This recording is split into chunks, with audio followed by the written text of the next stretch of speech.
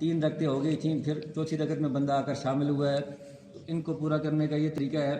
کہ جب جماعت ختم ہوگی یعنی امام صاحب سلام پھیریں گے، بندہ اٹھ کر کھڑا ہوگا،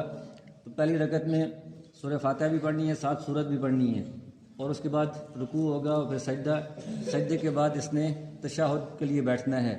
کیونکہ ایک رکعت امام کے ساتھ پڑھی ہے اور یہ دوسری ہو گئی ہے، تو 2 رکعت کے بعد قاعدے میں تشہد میں بیٹھنا پڑے گا۔ پھر تشہد پڑھنے کے بعد اٹھ کر کھڑا ہوگا،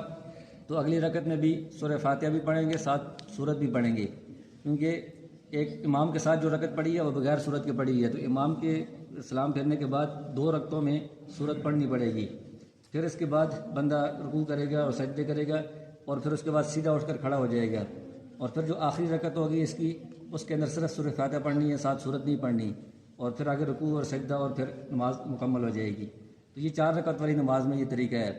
اگر مغرب کی نماز میں کوئی بندہ آخر میں آیا ہے، 3 رکعتیں اس کی رہ گئی ہیں، یعنی تیسری رکعت کے رکوع کے بعد وہ آ کر شامل ہوا ہے،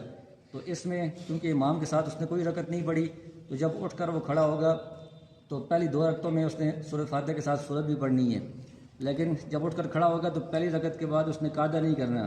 کیونکہ اس کی یہ پہلی رکعت ہے، امام کے ساتھ تو کوئی رکعت نہیں پڑھی، تو پہلی رکعت کے بعد سیدھا اٹھ کر کھڑا ہو جائے گا، دوسری رکعت کے بعد وہ قاعدہ کرے گا، تشہد پڑھے گا، اور پھر تیسری رکعت جو ہوگی وہ